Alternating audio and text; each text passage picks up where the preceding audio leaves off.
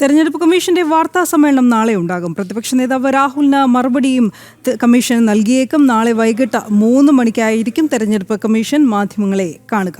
Bihar voter പട്ടിക പരിഷ്കരണം കോൺഗ്രസിന്റെ ആരോപണങ്ങളിലും കമ്മീഷൻ മറുപടി നൽകിയേക്കുമെന്നാണ് വിവരം.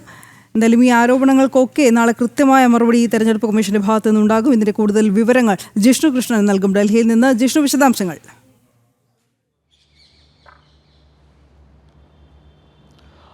നാളെ വൈകിട്ട് 3 മണിക്കാണ് കേന്ദ്ര തെരഞ്ഞെടുപ്പ് കമ്മീഷന്റെ വാർത്താ സമ്മേളനം അറിയിച്ചിട്ടുള്ളത്. നിലവിൽ സാധാരണഗതിയിൽ പരിശോധിക്കുമ്പോൾ തെരഞ്ഞെടുപ്പുകളുടെ ഷെഡ്യൂൾ പ്രഖ്യാപനം, അതുമായി ബന്ധപ്പെട്ട കാര്യങ്ങൾക്കാണ് തെരഞ്ഞെടുപ്പ് കമ്മീഷൻ വാർത്താ സമ്മേളനം വിളിച്ചു ചേർക്കാറുള്ളത്. നിലവിൽ അടുത്ത ബീഹാർ നിയമസഭാ തെരഞ്ഞെടുപ്പ് നടക്കാനുണ്ടെങ്കിലും അതിൻ്റെ ഷെഡ്യൂൾ, അതിൻ്റെ ഒരു പ്രഖ്യാപനം നടത്താനുള്ള സമയമായിട്ടില്ല. ഉപരാഷ്ട്രപതി തെരഞ്ഞെടുപ്പുമായി ബന്ധപ്പെട്ടുള്ള പ്രഖ്യാപനങ്ങൾ നടത്തി കഴിഞ്ഞു. ഇതുമായി ബന്ധപ്പെട്ടുള്ള കാര്യങ്ങൾ തെരഞ്ഞെടുപ്പ് കമ്മീഷൻ പറയും എങ്കിൽ പോലും നമുക്ക് മനസ്സിലാക്കാൻ സാധിക്കുന്നത് നിലവിൽ നാളെ നടത്തുന്ന വാർത്താ സമ്മേളനത്തിൽ രാഹുലും കോൺഗ്രസും ഉൾപ്പെടെ തെരഞ്ഞെടുപ്പ് കമ്മീഷനെതിരെ ഉന്നയിച്ചിട്ടുള്ള ആരോപണങ്ങൾക്കുള്ള മറുപടി കമ്മീഷന്റെ ഭാഗത്തുനിന്നുണ്ടാകും എന്നാണ്. രാഹുലും കോൺഗ്രസും കഴിഞ്ഞ കുറച്ച് ദിവസങ്ങളായി തെരഞ്ഞെടുപ്പുകളിൽ കോൺഗ്രസ് തോൽക്കാൻ കാരണം തെരഞ്ഞെടുപ്പ് കമ്മീഷനും BJPയും ചേർന്നുകൊണ്ട് വോട്ട് മോഷ്ടിച്ചുവെന്ന ആരോപണം പൊതുജനങ്ങൾക്ക് മുൻപിലേക്ക് വെച്ചിരുന്നു. അതിന് കഴിഞ്ഞ 6 മാസം പരിശോധനയും അന്വേഷണവും നടത്തി ചില രേഖകൾ കണ്ടെത്തി എന്നുള്ളതായിരുന്നു രാഹുലിൻ്റെ അവകാശവാദം. കഴിഞ്ഞ കുറച്ച് ദിവസങ്ങളായി തെരഞ്ഞെടുപ്പ് കമ്മീഷൻ നിരന്തരം ആവശ്യപ്പെടുന്നത് മഹാരാഷ്ട്രയിലെയും കർണാടകയിലെയും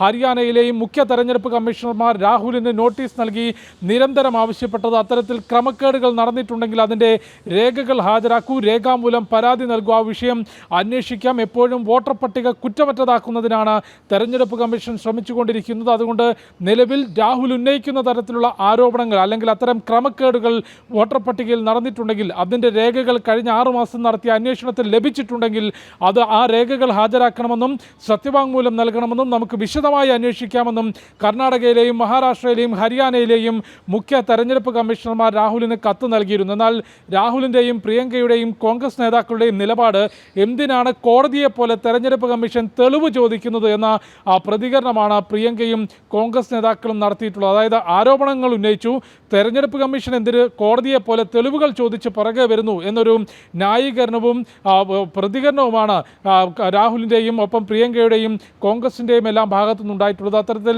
രേഖകൾ ചോദിച്ചത് ലഭിക്കാത്തത് കൊണ്ട് തന്നെയായിരിക്കാം തെരഞ്ഞെടുപ്പ് കമ്മീഷൻ ഇത്തരത്തിലൊരു വാർത്താ സമ്മേളനം വിളിച്ചുകൊണ്ട് കമ്മീഷൻ്റെ ഭാഗത്തു നിന്നുള്ള വിശദീകരണം ഈ വിഷയത്തിൽ നൽകാനൊരുങ്ങുന്നത്. ഇതിനോടകം തന്നെ രാഹുലും പ്രിയങ്കയും കോൺഗ്രസ് നേതാക്കളും ആരോപണം ഉന്നയിച്ച വോട്ടർമാർ മാധ്യമങ്ങൾക്ക് മുൻപിലെത്തി, പൊതുജനങ്ങൾക്ക് മുൻപിലെത്തി ഇവർ ഉന്നയിച്ചിട്ടുള്ള ആരോപണങ്ങൾ നിഷേധിച്ചിരുന്നു. ബീഹാറിൽ നിന്ന് മിൻഡ ദേവി, ഏറ്റവും വലിയ ആരോപണം പ്രിയങ്കയും രാഹുലും കോൺഗ്രസും ഉയർത്തിയത് അതായിരുന്നു. അതായത് മിൻഡ ദേവി എന്ന സ്ത്രീയുടെ ചിത്രം ടീഷർട്ടിൻ്റെ മുന്നിൽ പതിപ്പിച്ചുകൊണ്ട് അവിടെ മിൻഡ ദേവി എന്ന പേര് പതിപ്പിക്കുകയും പിറകിൽ 124 എന്ന നോട്ടൗട്ട് എഴുതിക്കൊണ്ട്, അതായത് വോട്ടർ പട്ടികയിൽ 124 വയസ്സുള്ള മിൻഡ ദേവി ജീവിച്ചിരിപ്പില്ലെന്നും വ്യാജ വോട്ടറാണെന്നും ആരോപിച്ചിരുന്നു. എന്നാൽ മിൻഡ ദേവി രംഗത്തെത്തുകയും തെരഞ്ഞെടുപ്പ് കമ്മീഷനിൽ നൽകിയിട്ടുള്ള ഡേറ്റ് ഓഫ് ബർത്തിൽ ചില മാറ്റങ്ങൾ വന്ന സാങ്കേതിക പിഴവാണ്, താൻ വ്യാജ വോട്ടറല്ല, ഇന്ത്യൻ പൗരനാണ്. തന്നെയാണ് തെരഞ്ഞെടുപ്പ് കമ്മീഷന്റെ ഭാഗത്തു നിന്ന് നാളെ ഉണ്ടാകാൻ പോകുന്നത്.